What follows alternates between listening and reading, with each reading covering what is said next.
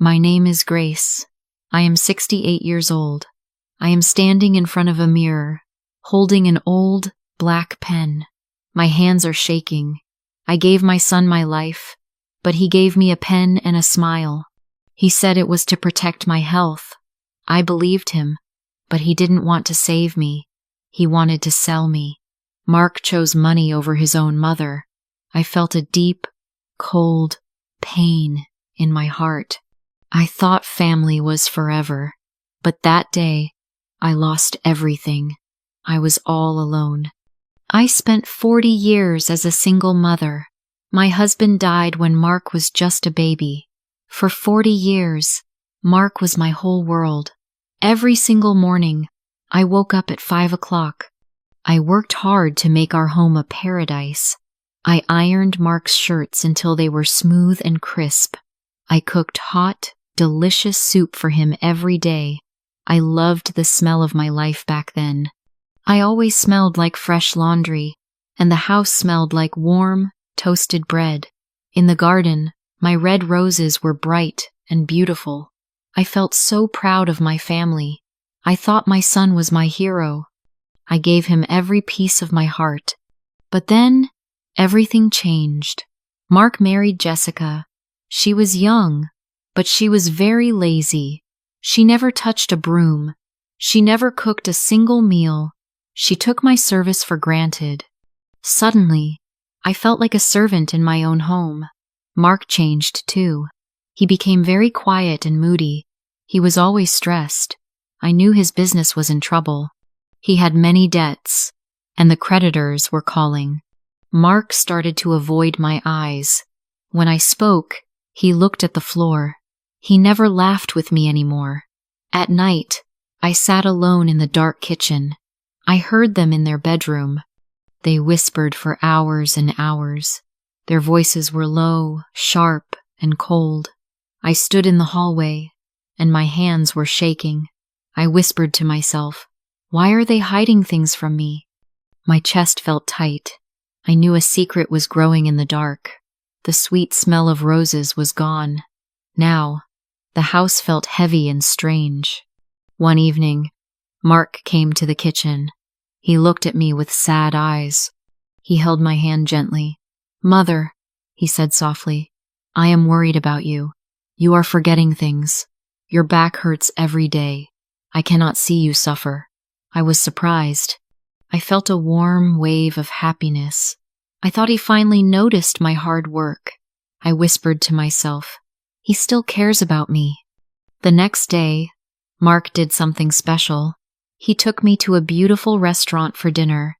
The lights were soft, and the music was sweet. For a moment, I forgot about Jessica's cold face and the dirty house. Mark looked into my eyes and smiled. "Mother, you are the most important person in the world to me," he said. My eyes filled with tears of joy. I knew my son was still the good boy I raised. I felt so safe and loved. I trusted him with my whole heart. When we returned home, Mark brought a stack of papers to the table.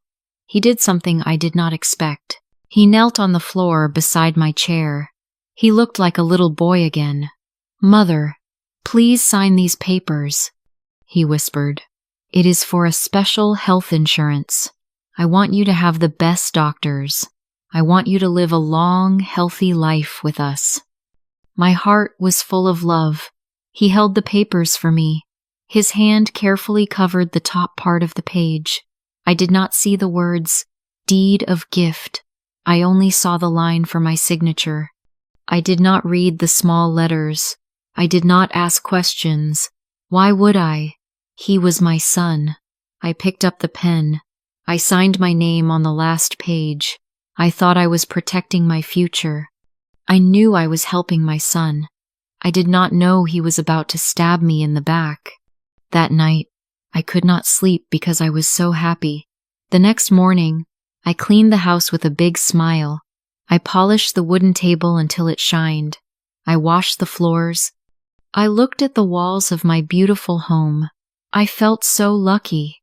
I whispered to myself, "Everything will be okay now." I was happy, but I was wrong. I was cleaning a house that was no longer mine. I was happy, but I was walking into a dark trap. I did not know that I just signed a paper to lose my life. I felt peaceful, but the storm was coming. On Monday morning, a black car arrived at the gate. Mark helped me into the seat. "Mother, this is for your health check," he said softly. I smiled at him. I thought he was my protector. I felt so grateful for my kind son. The car drove to a quiet, gray part of the city. We stopped in front of a tall, old building. It smelled like old soap and sadness. I looked for a doctor, but I only saw a small office. I asked the manager about my health insurance package. He looked at me and laughed. "Insurance?" he said. "There is no insurance, lady. Your son sold your house this morning. He used the money to pay his debts. He sent you here. You are staying here now. The government pays for your bed." My world stopped. I knew I was in a nightmare. My chest felt tight, and I could not breathe. I took out my phone and called Mark. He did not answer. I called again and again. Finally, Jessica answered. Her voice was sharp and cruel. "Stop calling, Grace," she shouted. "The house is gone.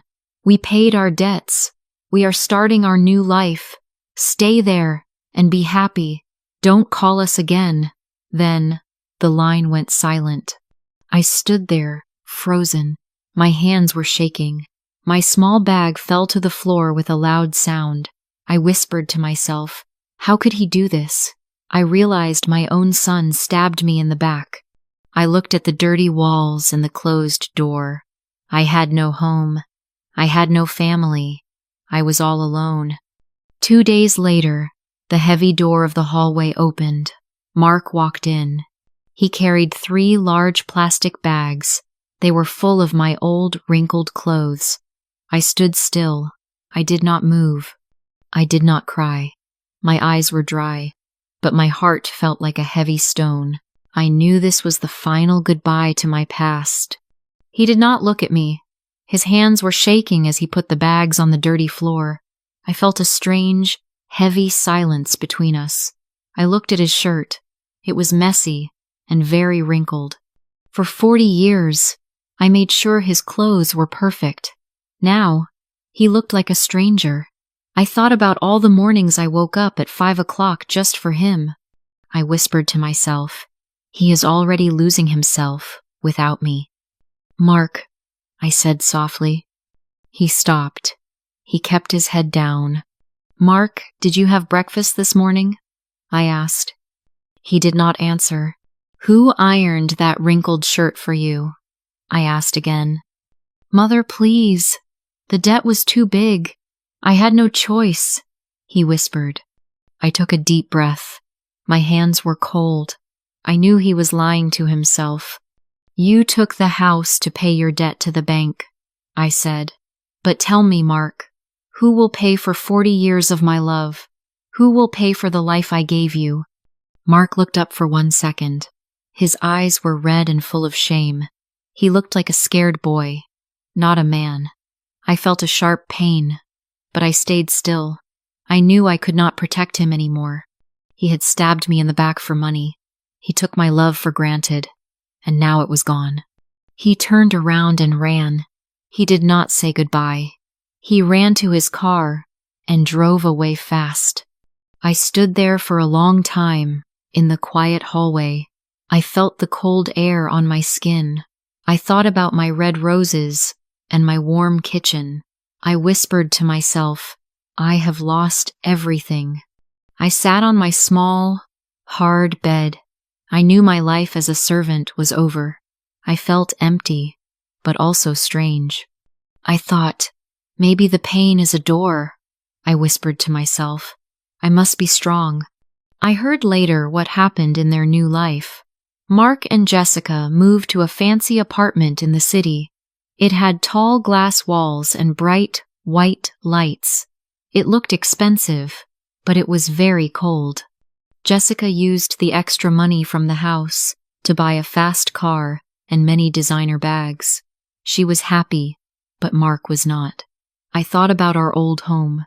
It was full of warm, yellow light and the smell of fresh bread. Now, they lived in a glass box. In the new flat, Mark lived in a nightmare. I knew Jessica would not care for him. There was no hot soup on the table. There were only plastic boxes and the smell of rotting fast food. The smell was terrible. I thought about my red roses, but in their new home, there was only the smell of old trash. Mark looked very tired. Every day, he went to work in a dirty, wrinkled shirt. He had no one to iron for him. He took my service for granted, and now he was paying the price. One morning, Mark looked at his messy clothes. "Jessica, please," he said, "can you iron my shirt? I have an important meeting." Jessica did not even look up from her phone. She screamed, "I am not your servant like your mother was. Do it yourself." Mark stood still. His hands were shaking. He felt a sharp pain in his chest. He whispered to myself, or maybe to the empty air, "What have I done?" He walked to the mirror in the hallway. For a second, he saw a shadow. He thought he saw me in the kitchen, cooking and smiling. He saw the light I brought to the house. But when he turned around, there was only darkness and trash. I knew then that he realized the truth. He did not just sell a house. He sold the soul of his life. He felt so small and weak. Without me, the expensive apartment was just a cold cage. I thought about his empty heart. He had the money, but he was all alone. He finally realized that he lost everything that actually mattered. I knew his nightmare was just beginning. 6 months passed. Mark's world turned into darkness. Jessica spent every dollar and left him for a richer man. The bank took the new apartment because he could not pay. One afternoon, Mark arrived at the home. He looked terrible. His clothes were dirty, and he was very thin. He knelt on the grass and sobbed. "Mother, I am so sorry," he cried. "I have lost everything. Please come home. I need you to take care of me." I was sitting in the garden with my new friends. We were sharing stories and laughing. I looked at Mark. I felt a little sad for him, but my heart did not hurt. I thought about the 40 years I spent serving him while he took my love for granted. I knew that I could never go back to that cold kitchen. "Mark," I said softly, "I forgave you a long time ago. You are my son." He looked at me with hope in his eyes. But I shook my head slowly. "But I will not return to be your servant. I am finally living my own life." I looked at my watch and smiled. "I must go now, Mark. I have a painting class with my friends." I stood up and walked away with a straight back. Mark stayed on the ground. His shoulders were shaking as he cried. I felt a moment of silence in my soul. I whispered to myself, "I am finally free." I knew I was enough. I thought, I am not all alone anymore. I have found my own home inside me. I bought a small, white pot and placed it on my windowsill. I planted a single red rose. Every morning, I watched the sunlight hit its green leaves. I felt a quiet joy. I started teaching the other women here how to care for flowers. We talked and laughed together for hours. For the first time in my life, I knew my own value. I was not important because I served others. I was important because I was Grace. I thought, I am finally standing on my own feet. My heart felt light and warm. I whispered to myself, I am not just a shadow in a kitchen anymore. Mark started visiting me every Sunday afternoon. He sat on the wooden bench, his shoulders heavy and tired. He had paid a high price for his greed. We spoke about the weather and the small flowers. I felt a soft peace, but I kept my heart protected. I thought about the day he stabbed me in the back with that black pen. I loved him as my son, but I knew my boundaries. He never touched my money or my documents again. He could not control my life. I kept my freedom in my own hands. I whispered to myself, my life belongs to me now. I knew I would never be all alone again because I finally had myself. I look at my blooming rose and take a deep breath. I thought about my long journey from that cold kitchen to this bright window. I felt a peace I never knew before. I learned a hard lesson. Loyalty is not a contract, and motherhood is not a service. If you treat your mother like a servant, you will end up with a house, but never a home. I whispered to myself, I am finally enough.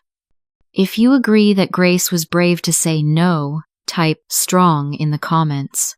I take a deep breath. My heart is quiet.